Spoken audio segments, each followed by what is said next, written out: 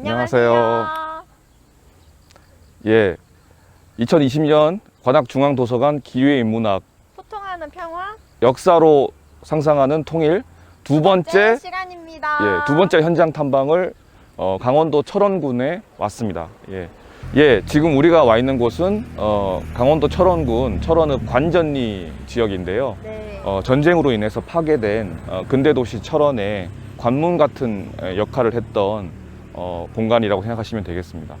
지금 우리 뒤편에 있는 건물은 노동당사라고 불리는데요.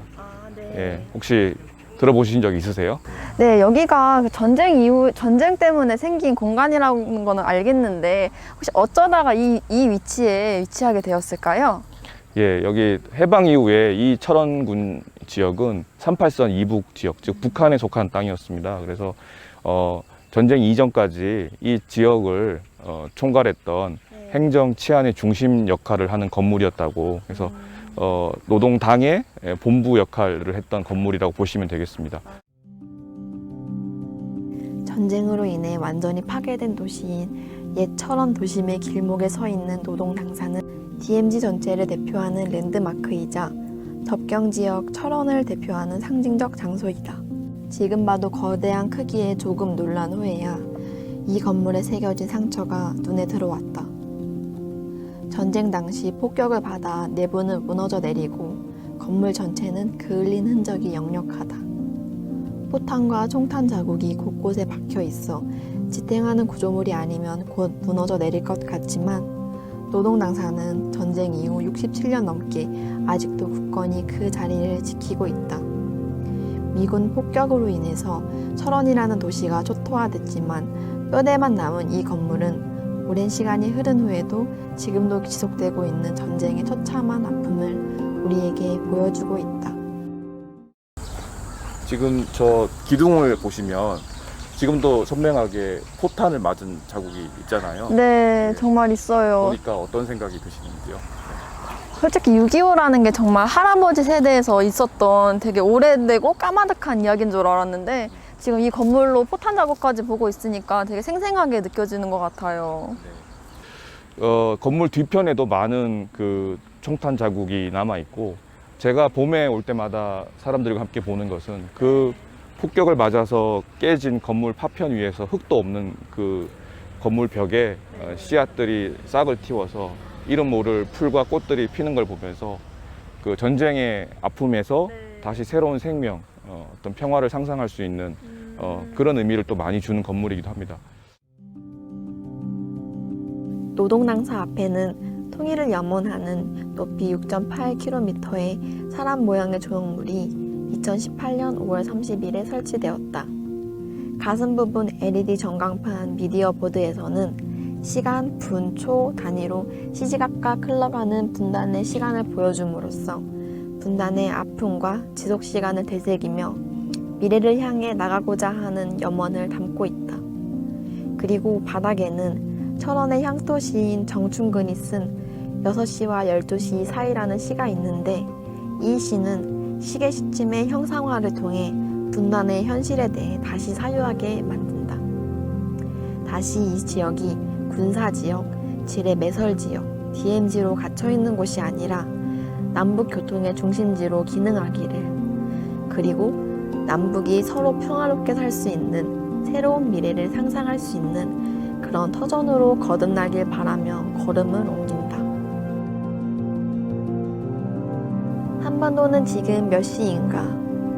남한의 모든 총과 대포는 12시 방향에 맞추어져 있고 북한은 6시로 고정되어 있다.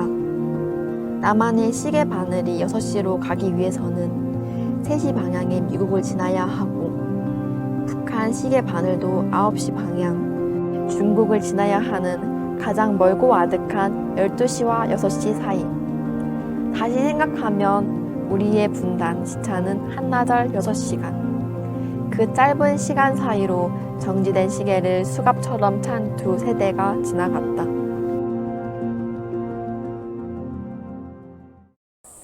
지금 우리가 소이산 정상에 왔는데요. 네네. 지금 눈앞에 펼쳐지는 철원 평야가 어떻게 보이세요? 여기가 진짜 그림 네. 같아요. 이 지대가 혹시 어떻게 만들어지게 되었나요? 예, 지금 눈앞에 보이는 우리 철원평야는 네네. 화산 지형이에요. 네. 근데 화산 지형이라 그러면 제주도나 울릉도나 백두산처럼 큰 화산이 있는 걸 상상하잖아요. 네. 근데 이곳은 북한 땅에 있는 평강 고원이라고 하는 네. 고원지대에서 오리산이라고 하는 작은 봉우리가 있어요. 네. 그 둘레가 오리여서 오리산이라 붙었는데 거기서를 중심으로 해서 열화분출이라고 하는 25만 년 전까지 11번 이상의 네. 용암 분출이 있었어요. 그 용암이 여러 차례 여기를 넘쳐서 흘러오면서 네. 이 일대의 지형을 바꿔놨던 거죠. 그래서 이 소위산도 원래는 더 높은 산의 봉우리였을 거예요. 근데 이 일대에 용암이 차오르면서 네네. 낮은 지대가 평평하게 이렇게 용암 대지가 형성되고 높은 산의 봉우리였던 이곳이 섬처럼 마치 바다 위에 떠 있는 섬처럼 네네. 그렇게 높지 않은 361m예요. 네. 높지 않은 산인데도 전체를 조망할 수 있는 지역이 된 거죠. 광활한 용암대지인 철원평야와 비무장지대, 그리고 전쟁으로 파괴된 신도시 철원의 옛 모습, 궁예에 꿈이 서려 있는 태봉 도성터를 한눈에 굽어볼 수 있는 곳이 있다. 바로 노동당사 맞은편에 있는 소위산이다. 여기서 내려다 보이는 철원평야는 제송평이라고 불렸는데 강원도 쌀 생산량의 4분의 1을 차지할 만큼 중부지방의 큰 농경지이다. 소위산은 해발 362m의 작은 산이지만 고려시대부터 봉수대가 설치될 정도로 군사적 요충지였다. 한국전쟁 당시에는 백마고지와 더불어 이곳은 철의 삼각지와 철원평야를 사수하기 위한 중요한 교두보였다. 전쟁 이후에는 미군의 각종 군사시설과 기지가 자리 잡고 있어서 이곳은 60년 가까이 민간인의 출입이 통제되었다. 하지만 2012년 다시 시민의 숲으로 개방되면서 평화를 염원하는 누구나 철원평야를 조망할 수 있게 되었다. 지뢰밭이 지킨 평화의 숲으로 불리는 소위산은 전쟁으로 파괴된 자연이 다시 본래의 힘으로 생태계를 회복하는 모습을 관찰할 수 있는 평화의 공간으로 거듭나고 있다. 또한 이 소위산 정상에선 지금은 운행이 중단된 철로와 근대 도시로 번성했던 철원의 흔적을 살펴볼 수 있다. 1930년대 철원역은 경성에서 출발한 경원선과 금강산 전기철도의 환승역으로 많은 사람들이 거주했다. 식당과 학교, 병원, 관공서 등 철원에 번화가는 지금도 민통선 구역 안에 근대문화유산으로 지정된 몇 채의 건물로 그 흔적을 살펴볼 수 있다. 제가 아까 듣기로는 궁예에 도성터가 여기 어디 있다고 하는데 평야 농경지가 끝나는 지점이 네네. 비무장지대라고 할 수 있는데요. 아 네네네. 저쪽부터 네. 비무장지대 안에 네네. 정사각형 모양의 네. 궁예 태봉 도성터가 있습니다. 아. 궁예가 만든 나라는 네네. 후삼국 시대 후고구려라고 하는 이름으로 출발을 했어요. 네. 그 다음에 이제 고려라는 이름도 썼다가 네. 태봉이라는 이름을 만들면서 여기서 새로운 도읍을 삼았던 것이죠. 철원은 쇠둘레라고 하는 네. 의미를 갖고 있는데요. 이 넓은 평야지대에 네. 미륵 세상을 꿈꾸면서 당시 도탄에 빠진 백성들의 삶을 걱정하면서 새로운 나라, 새로운 세상을 만들겠다는 뜻을 모아서 여기다가 큰 도읍을 만들게 된 거죠. 근데 지금은 물론 남북이 분단되면서 네. 군사 분계선이 대각선 형태로 그 태봉 도성터를 자르고 있어요. 네. 그래서 앞으로 남북 관계가 좋아지면 또 남북 학술 협력이 활발해지면 첫 번째 사업이 그 태봉 도성터를 남북의 학자들이 공동 발굴 조사를 하는 거라고 할 수 있어요. 교수님, 저희가 백마고지가 있는 대마리 마을에 와 있는데요. 이 헌칠하신 분은 누구신가요? 예, 이 잘생긴 미남 작가시죠. 철원을 대표하는 문화인물이라고 할 수 있는 네. 상어 이태준 선생님의 흉상입니다. 아. 예, 옆에는 문학비가 있는데요. 네. 오늘은 자세하게 얘기를 못 하겠지만 이태준 작가님에 대해서 간단하게 소개를 하겠습니다. 상어 이태준 작가님은 일제감정기에 활동하셨던 철원을 대표하는 소설가다. 우리말로 된 문학적 형식들이 완성되지 않았던 일제감정기 시절 시대상을 반영한 미학적인 단편 소설을 지으셨고 한국 단편소설의 완성자, 한국의 모파상이라고도 불린다. 월북 작가라는 이유로 고향에서는 아직도 크게 기념되지는 못하고 있지만 남북 통합의 문학을 이야기하고 철원을 소개할 때 빠뜨릴 수 없는 인물이다. 1988년 해금 조치 이후 활발히 연구가 진행되고 있다. 지금은 상어 이태준 작가의 전집 7권이 발간되었고 상어 학계도 활동 중이다. 노동당사 앞에는 철원경찰서 건물의 잔해가 남아있다. 전쟁 시기에 미군이 이곳을 전쟁 자원으로 활용하는 것을 방지하기 위해 폭격을 가했고 현재의 모습으로 남았다. 특히 이곳은 이태준의 소설 촌뜨기의 도입부의 배경이기도 하다. 장군이는 20날 동안 19밤을 유치장에서 잤다. 밤마다 잠들기 전에 먹은 마음, 19번 먹은 마음이었만 경찰서 문 밖에 나서고 보니 그 결심은 꿈에 먹었던 마음처럼 어리둥절해지고 말았다. 대략적인 이야기를 말씀드리자면은 그 철원을 배경으로 해서 일제강점기에 이제 수탈이 심해집니다. 그래서 이 토지를 일본인들이 주로 소유하게 되고 농장을 경영하게 되다 보니까 조선인 소작농들은 경작할 땅을 잃고 이런 소이산이나 주변 이런 산들로 가서 화전민 생활을 할 수밖에 없는 게 된 거죠. 근데 일제는 이제 화전민들에게 그 화전을 일구는 것은 불법으로 간주하고 체포를 벌이게 됩니다. 그래서 이 주인공인 장군이도 그래서 이 보름간 이 철원 경찰서 지하 유치장에서 구류 생활을 하다가 출소하는 장면으로 그 이야기가 시작합니다. 그래서 이 철원 관전리 일대, 이 일대를 배경으로 해서 진행되는 소설이어서 촌뜨기 길이라고 하는 작품의 그 내용을 따라서 걸어볼 수 있는 둘레길을 만들었습니다. 그래서 소이산 옆 수도꼭지가 있는 작은 언덕은 새우젓 고개로 불린다. 일제감정기 서해에서 만든 새우젓을 수로를 통해 내륙으로 들어오다가 새우젓 장수들이 다시 육로를 통해 우마차와 지게에 실어 철원으로 가지고 오던 길목이다. 근대문화유산으로 지정되어 있는 수도꼭지는 농산물을 수탈하기 위해 건설된 신도시 철원에 남은 식민의 아픔이자 한국 전쟁의 트라우마가 남은 공간이기도 하다. 네, 이곳은 소이산을 조금 더 올라오면 언덕에 있는 수도국지라고 하는데요. 뒤에 보시면 정말 엄청나게 웅장한데 혹시 이곳은 또 어떤 이야기가 담겨 있나요? 1937년 자료에 의하면 네. 구도심 저기 철원 지역에 약 2,500명이 하루에 쓸 수 있는 물을 공급했다고 합니다. 네. 근데 그 숫자는 네네. 당시 저 철원에 살던 네. 사람들의 인구에 비하면 턱없이 적은 물량이었는데요. 네, 그쵸. 그것은 이제 일본인 중심이나 행정이나 어떤 일본인 자본가들에게 위주로 물이 공급되었고 대다수의 조선인들은 우물물을 썼다고 합니다.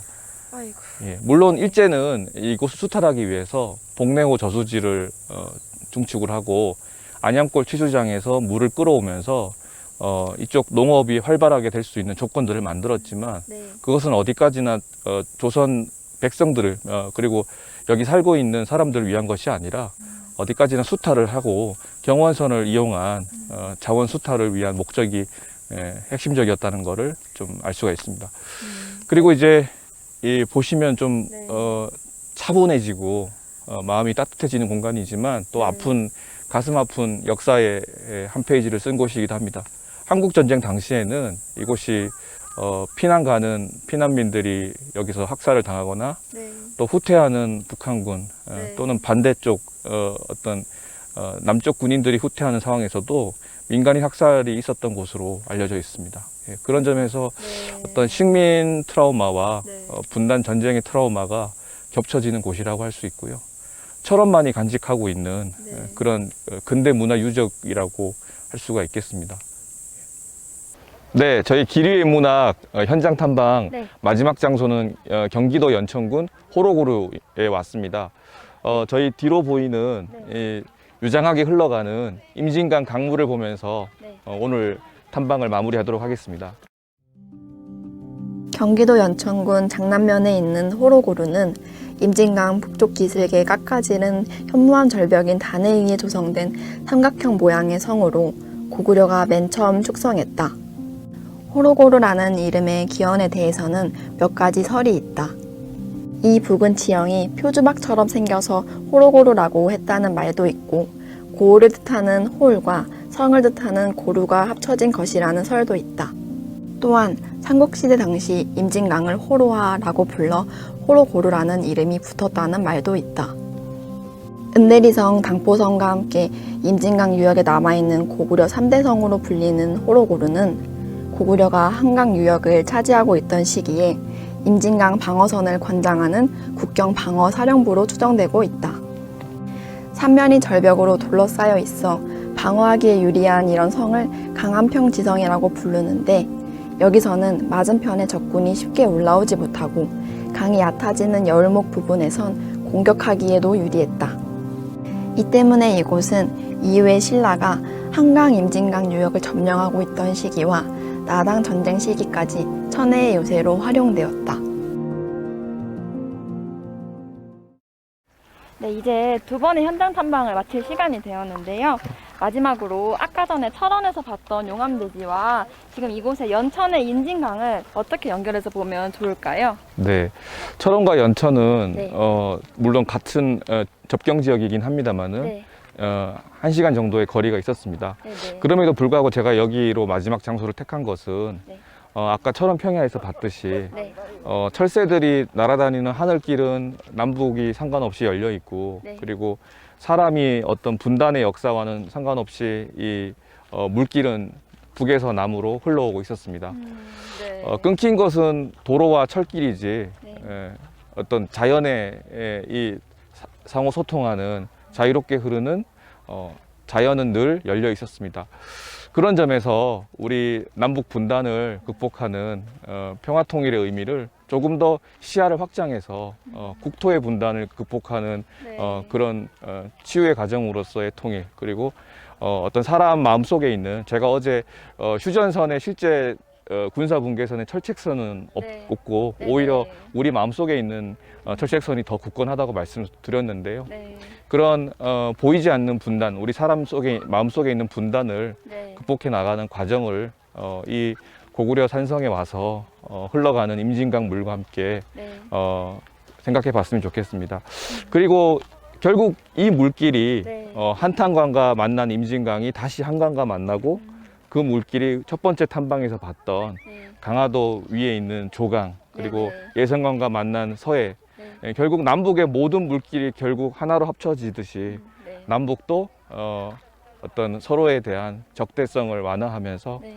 하나의 물처럼 계속 흘러갈 수 있으면 좋겠습니다. 예. 그런 바람을 담아서 현장 탐방을 마무리하도록 하겠습니다. 네.